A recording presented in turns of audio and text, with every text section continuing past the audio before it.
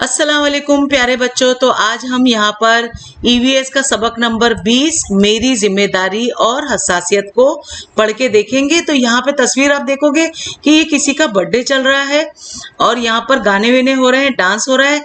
तो हम इसके पढ़ के देखेंगे कि दीबा की सालगिरह थी। उसने अपनी सहेलियों को घर में मधु किया था। उनके आने पर दीबा ने ऊंची आवाज में गाने बजाना शुरू किए। सब हंस बोल रहे थे और इतने में पड़ोस के घर के दादाजी आए। दादाजी ने दीपा को गाने की आवाज कम करने के लिए कहा। उनको हाई ब्लड प्रेशर का मर्ज था। तीसरे तस्वीर में हम देखेंगे यहाँ पर कि दीपा के घर में होने वाली ऊंची आवाज की वजह से दादाजी के दिल की धड़कन बढ़ गई और उन्हें तकलीफ होने लगी थी। तो दादाजी को तकलीफ ना हो इसके लिए दीपा ने क्या किया, फौरन गाने की आवाज कम कर दी। और यहाँ पर आगे तस्वीर में हम देख रहे हैं कि ये बच्चा टीवी देख रहा है और ये दादी को बच्चा क्या किया है, गले मिल रहा है और दादी यहाँ पे उसी की टीवी देखते हुए देख रही है ना। इसे पढ़ के देखेंगे और उसे गलती का एहसास हो गया दीबा को। अब राहिल की दादी अम्मा रोजाना उसको स्कूल से आने का इंतजार करती थी। स्कूल से घर आने पर उसे खाना देती थी। स्कूल में क्या क्या हुआ इसके बारे में पूछती थी। अब राहिल अपनी दादी अम्मा से बात करने में बेजारगी महसूस करता। वो सोचता कि कब खाना खत्म हो और वो टीवी पर कार्टून शो देखे। राहिल ठीक से बात भी नहीं करता तो दादी अम्मा को बहुत बुरा लगता। दादी को उदास देखकर अम्मी और अब्बू को भी अच्छा नहीं लगता था। एक दिन अब्बू ने राहिल को उसकी गलत रवैये का एहसास दिलाया। तब से राहिल ने दादी अम्मा से गुफ्तगू में टाल मटोल करना बंद कर दिया। वो दादी अम्मा से मोहब्बत से बातचीत करने लगा। तो बच्चों, क्या आप भी अपने दादी दादा को इस तरह से करते हो? जब भी घर में बुजुर्ग हो ना तो थोड़ा सा बातचीत बच्चे लोग उनसे करते हैं तो उनका टाइम पास होता है और वो बच्चे लोग को दुआ भी देते हैं। तो इस तरह से घर के बुजुर्गों के साथ मिलके थोड़ा सा बातचीत किया करिए। अपने स्कूल के बारे में, अपने कॉलेज के बारे में, अपने काम के बारे में उनसे डिस्कशन करेंगे ना तो उनका वक्त अच्छा कटता है और वो आपको दुआएं भी देते हैं। वो दिन भर आपका इंतजार करते हैं, इसलिए आपकी ये जिम्मेदारी बनती है कि आप दो बोल उनसे अच्छे से बोलें। बताइए तो भला, इन दोनों वाकयात के बारे में जमात में गुफ्तगू कीजिए। क्या आप जानते हैं कि दीबा और राहिल की क्या गलती थी? उन्होंने अपनी गलती किस तरह सुधारी? क्या आपके घर या पड़ोस में कोई ज़ईफ शख्स रहता है? आप किस किस तरह उनकी मदद करेंगे? हम तमाम के घरों में, रिश्तेदारों में ज़ईफ इंसान होते हैं। वो हमसे मोहब्बत करते हैं, हम उनसे लाड प्यार से बातें जो है पेश आते हैं, लेकिन वो हमारी तरह भाग दौड़ नहीं कर सकते। दुकान से दवा या सामान ला कर देना हो या ऊंची जगह रखी हुई कोई चीज निकाल कर देना हो, सुई में धागा पिरोना जैसे छोटे छोटे काम होते हैं वो हम वक्त पर कर दे तो उनकी मदद हो जाती है। बुलंद आवाज में टीवी या गाने बजाने से उनको कभी कभी बेचैनी महसूस होती है, तो खूब शोर हो तो उन्हें तकलीफ होती है। ऐसे वक्त में हमें आवाज कम करना चाहिए। अक्सर औकात दादा दादी दिन भर घर पर रहते हैं और अपने बच्चों और पोते पोतियों से बात करना ही उनका वाहिद मशगला होता है। उनके पोता पोती या नवासा नवासी स्कूल जाकर क्या करते हैं ये जानने के लिए वो बेचैन रहते हैं। हमारे ताल्लुक से वो फख्र महसूस करते हैं। ऐसे वक्त उनसे मोहब्बत से बात करें तो उन्हें खुशी होती है। ठीक है ना बच्चों, ऐसा आप भी करिएगा। बताइए तो भला, घर या पड़ोस में मरीज हो तो आप क्या करेंगे? तो ठीक है, ये जो यहाँ पर है ना कि हमें क्या करना है, उसमें सही और गलत का निशान मारना है। ये मैं सवाल जवाब के पेज पे आपको हल करा दूंगी। हम आगे पढ़ के देखेंगे कि हम सबकी ख्वाहिश होती है कि मरीज जल्द अज जल्द अच्छा हो जाए। इसके लिए डॉक्टर के मशवरे के मुताबिक उसकी देखभाल करें। मामूली तकलीफ में इब्तिदाई तब्बी इमदाद यानी PHC वगैरह से दवा ले सकते हैं और इब्तिदाई दवाखाना जो होता है तब्बी मरकज ले जाए। अब यहाँ पे गंडे, ताबीज, झाड़ फूक या तंत्र मंत्र वगैरह पर इन्हिसार ना करें। डॉक्टर से बर वक्त इलाज करवाएं। अब मखसूस जरूरतमंद अफराद के तई मेरी जिम्मेदारी। अब कुछ मखसूस जो जरूरतमंद होते हैं ना, जैसे कि जिन्हें दिखाई नहीं देता ठीक से, जिन्हें चलने में तकलीफ है, जिन्हें सुनने में बोलने में तकलीफ है, ये कुछ मखसूस जरूरतमंद होते हैं। तो उनकी किस तरह से मदद की जाए हम पढ़ के देखेंगे कि हम में से चंद लोग पैदाइशी बीमारी या किसी हादसे की वजह से जिस्मानी तौर पर माजूर हो जाते हैं। ऐसे अफराद को अवामी मुकामात पर आने जाने में कई रुकावटों और दिक्कतों का सामना करना पड़ता है, इसलिए उन्हें मखसूस सहूलतों और मदद की जरूरत जरूरत होती है। क्या आप जानते हो हमारे मुल्क से पोलियो का खात्मा करने में हमें कामयाबी हासिल हुई है। आलमी अदारा सेहत यानी WHO, वर्ल्ड हेल्थ ऑर्गेनाइजेशन ने इसके लिए हमारे मुल्क की तारीफ की है। गुज़िश्ता कई बरसों से पोलियो का खात्मा यानी पोलियो खात्मा मुहिम जारी रहने से हमारा मुल्क पोलियो पर काबू हासिल कर पाया है। 2 बूंद जिंदगी के, ये जुमला किसके मुतालिक है, इसके बारे में मालूमात हासिल कीजिए। देखिए, हम टीवी पे ऐड देखते हैं, रेडियो पे सुनते हैं 2 बूंद जिंदगी के। अमिताभ बच्चन जो है वो इसमें ऐड करते हैं और ये वही बोलते हैं। ये जुमला इस मुतालिक से यानी इस बीमारी के मुतालिक बोला जाता है और ये ऐड की वजह से ये काफी लोगों में ये जागरूक हो गया है कि इस तरह से 2 बूंद पिलाने से जो बच्चे हैं उनको पोलियो नहीं होता। ठीक है बच्चों, तो हमने पोलियो के बारे में ये जाना। अब यहाँ पे देखिए, ये प्लस का निशान जो होता है ये मेडिकल का निशान होता है। ठीक है, अब मरीज की खिदमत करता हुआ रोबोट भी अब मरीज की खिदमत करते हैं। अब यहाँ पे हम पढ़ के देखेंगे। आइए ये करके देखें कि जमात के तमाम तलबा के 2 ग्रोह बनाइए। ग्रोह अलीफ के तलबा की आंखों पर पट्टी बांधिए, ग्रोह बे के तलबा की आंखों पर पट्टी ना बांधे। अब दोनों ग्रोह के एक एक तालिब इल्म की जोड़ी बनाएं। हर जोड़ी जमात से स्कूल के गेट तक जाएंगी।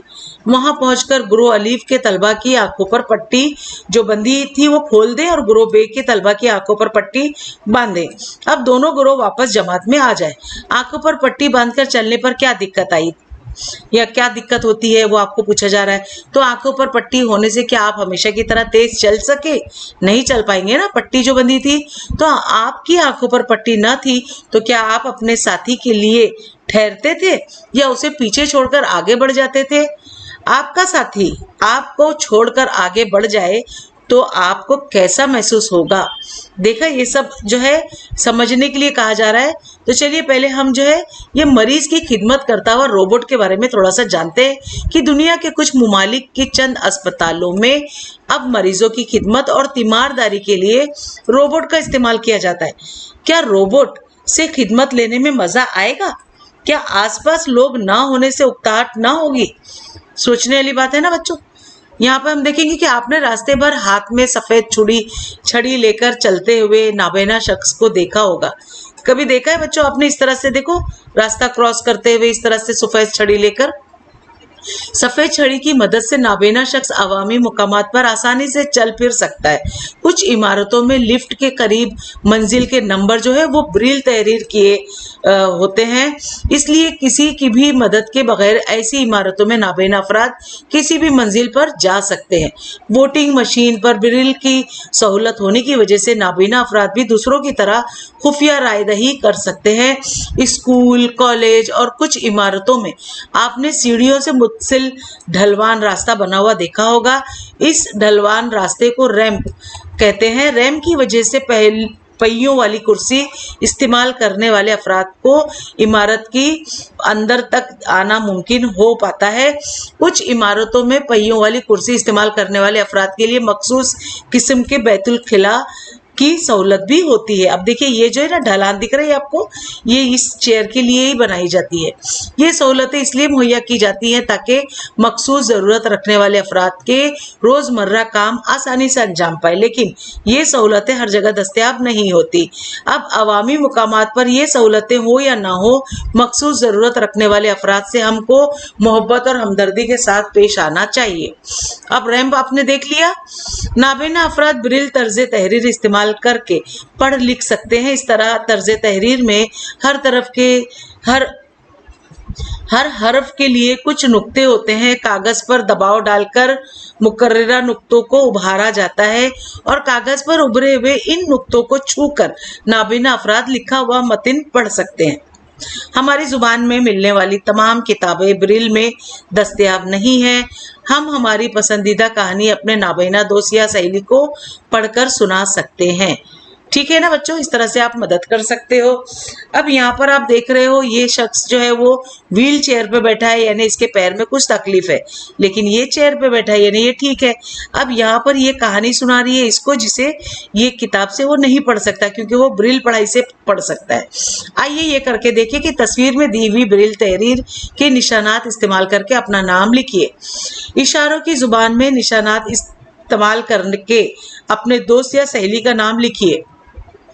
अब यहाँ पे देखिए द ब्रिल अल्फाबेट है, ये अल्फाबेट है। ए को यहाँ पे इस तरह से समझा जाएगा कि इस तरह से ये उभरा हुआ रहेगा, उभरा हुआ, ये दोनों उभरे हुए रहेंगे, तो ये बी की पहचान है। इस तरह से C D E F G H, यानी पूरे अल्फाबेट को इस तरह से समझा जाता है। और ये जो निशान होते हैं ये उभरे हुए होते हैं, यानी हाथ लगाने पे ये हाथ में मालूम पड़ते हैं, हाथ में चुभते हैं। अब इसके नंबर देखो इस तरह से यहाँ पे बने हैं ना, ये लिटरेरी कोड है और ये ब्रिल तहरीर इसी को कहते हैं। अब यहाँ पे देखिए हाथों की मदद से किस तरह से समझा जाए कि ए किस तरह से बोला जा रहा है, बी किस तरह से बनाया जा रहा है, सी को किस तरह से देखा जा रहा है, डी किस तरह से वो हाथ से इशारों से बता रहे हैं, ई को किस तरह से देखा जा रहा है, F G H I J K L M N O P Q R S T U V W X Y and Z, इन सबको उंगलियों के इशारे से किस तरह से समझाया जा रहा है। अब इशारों की ये जुबान है, तो बहरे और गूंगे अफराद के लिए इशारों की जुबान होती है। इसके अलावा उन्हें कहने वाले के होठों की हरकत देखकर भी कहीं भी बात समझने का तरीका भी सिखाया जाता है। अगर हम धीरे और वाज़ेह तौर पर बोले तो उनको हमारी बात समझ में आती है। अगर हम उनसे धीरे धीरे और वाज़ेह तौर पर बात करें तो उनसे गुफ्तगू कर सकते हैं। अब बहरे गूंगे अफराद के लिए इशारों की जुबान में टीवी पर खबरें भी नश्र की जाती हैं। क्या आप जानते हैं सुधा चंद्रन नामी खातून भारत नाट्यम की रक्कासा है, वो डांसर है यानी, और इस एक हादसे में उनका अपना एक पैर गंवाना पड़ा, लेकिन मसनूई पैर लगाकर उन्होंने सख्त पाबंदी से रक्स और अदाकारी जारी रखी। वो टीवी सीरियल में भी दिखाई देती है, कभी आपने देखा है उनका कोई सीरियल। दूसरा है कि रविंद्र जैन, ये नाबीना है, उन्होंने कई फिल्मों में टीवी सीरियलों में मौसीकी दी है, म्यूजिक कंपोजर है। उनकी बेहतरीन मौसीकी के लिए उन्हें कई एजाज़ात मिल चुके हैं। तीसरा है कि शरद गायकवाड़ का एक हाथ कमजोर था, लेकिन पैराकी यानी तैराकी को पैराकी कहते हैं खेल के मैदान में, तो तैराकी के मुकाबले में उन्होंने अपना मुल्क का नाम दुनिया में रोशन किया। हमने क्या सीखा? पहला है कि हमारे खानदान और इलाके के अफराद की दिक्कतें समझना, वक्त पड़ने पर उनकी मदद करना हसासियत कहलाता है। दूसरा है कि हमारे इतराफ या खानदान में मौजूद ज़ईफ, मरीज, मखसूस ज़रूरतों वाले अफराद के साथ हमें मोहब्बत और हमदर्दी के साथ पेश आना चाहिए। तीसरा है कि हसासियत की वजह से हमें मदद करने की ख्वाहिश बढ़ती है। अब देखो बच्चों, यहाँ पर हमारे सबक मुकम्मल हुए। मैं उम्मीद करती हूँ आपको अच्छे लगे होंगे और समझ में आ गए। अच्छे लगे तो प्लीज़ हमें सब्सक्राइब दीजिएगा, और हम यहाँ पर भी मश्क इसका पूरा कर लेते हैं। तो मैं जा रही हूँ मश्क की स्लाइड पर और ले लेती हूँ यहाँ पर पेन, और आप फटाफट से जाइए और ले लीजिए नोटबुक, ताकि आपको बार बार वीडियो ना देखना पड़े और आप सारे सवाल जवाब एक ही बार उतार लीजिए। तो चलिए यहाँ पे शुरू करेंगे।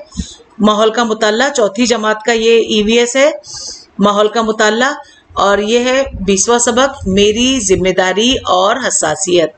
तो पहला अलिफ में सवाल है कि एक जुमले में जवाब लिखो। पहला सवाल है कि दादी और दादा का वाहिद मशगला क्या होता है? तो जवाब है कि अपने बच्चों और पोतों पोतियों से बात करना ही उनका वाहिद मशगला होता है। दूसरा यहाँ पे सवाल है कि मरीज की देखभाल किसके मशवरे के मुताबिक करें? तो जवाब है यहाँ पर कि हम सबकी ख्वाहिश होती है कि मरीज जल्द अज जल्द अच्छा हो जाए, इसके लिए डॉक्टर के मशवरे के मुताबिक उसकी देखभाल करें। ठीक है। अब यहाँ पर घर या पड़ोस में मरीज हो तो आप क्या करेंगे?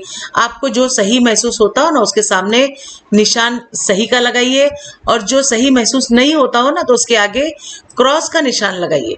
तो मरीज के वक्त बेवक्त मिलने के लिए जाएं तो क्या करेंगे आप? यहाँ पे लगा देंगे क्रॉस। वक्त बेवक्त नहीं मिला जाएगा, जो टाइम हो उसी पे जाना चाहिए। मरीज को वक्त पर दवा दें, सही है। तीसरा है कि मरीज को खाने के लिए तली हुई चीजें दें, गलत। मरीज को गैर जरूरी मशवरा ना दें, सही, क्योंकि वो बेचारा बीमार होता है ना, उसको ज्यादा सुनने अच्छा नहीं लगता उल्टा सीधा बातें। और यहाँ पे मरीज को वक्त पर खाना खिलाएं, सही। अब यहाँ पे क्या है? मरीज को मशवरा नहीं देना चाहिए, गलत है, एकदम सही है। अब मरीज के कमरे में बुलंद आवाज में टीवी देखें, गलत। बीमार है, उसके सामने आप कोई तेज काम ना करें। मरीज को डॉक्टर को पूछने के बाद ही नहलाएं, ये भी सही। अब बेहतर महसूस करने पर बगैर डॉक्टर से पूछे दवा देना फौरन बंद कर दें। गलत। आप अपने आप से नहीं बंद करेंगे, डॉक्टर से पूछ के करेंगे।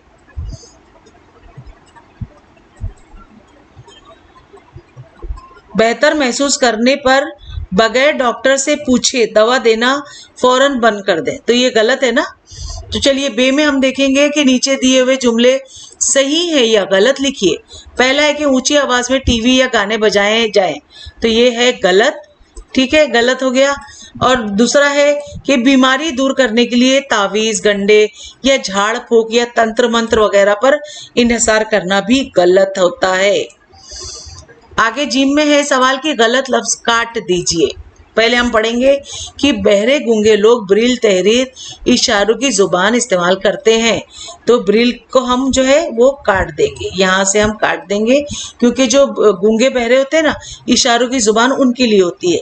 अब सफेद छड़ी पहियों वाली कुर्सी की मदद से नाबीना अफराद रास्ता पार करते हैं, तो सफेद छड़ी से करते हैं, पहियों वाली कुर्सी से नहीं करते। ठीक है, तो यहाँ पर हमने पहियों वाली कुर्सी को काट दिया है। अब सरगर्मी है बच्चों आपके लिए। पहला है कि नाबीनाओं की मदरसे में जाइए और ब्रिल तहरीर के बारे में मालूमात हासिल कीजिए। दूसरा है कि मखसूस ज़रूरतमंद अफराद के लिए सरकारी मंसूबे मुअल्लिम की मदद से समझिए। तीसरा है कि मखसूस ज़रूरतमंद अफराद के लिए काम करने वाली किसी तंजीम के बारे में मालूमात हासिल कीजिए। तो ये बच्चों आपको अपने ओन से करना है। यहाँ पे हमारे सभी सवाल जवाब भी मुकम्मल हुए। मैं उम्मीद करती हूँ आपको अच्छे लगे होंगे और समझ में भी आ गए होंगे। अगर अच्छे लगे तो प्लीज़ सब्सक्राइब करें मेरे चैनल को, लाइक दीजिए, इससे मुझे बहुत हौसला मिलता है। और बहुत सारे अपने उर्दू मीडियम के दोस्तों में शेयर करो बच्चों, ताकि उन्हें भी कोई डाइजेस्ट ना खरीदना पड़े और घर बैठे आसानी से वो भी ऑनलाइन काम से कामयाबी हासिल कर सकते हैं। इस सबक के मुतालिक कोई भी डाउट आपके जहन में आए तो प्लीज़ कमेंट में मुझे पूछिए, मैं इंशाल्लाह ज़रूर जवाब दूंगी। तो बच्चों मिलते हैं अगली वीडियो में।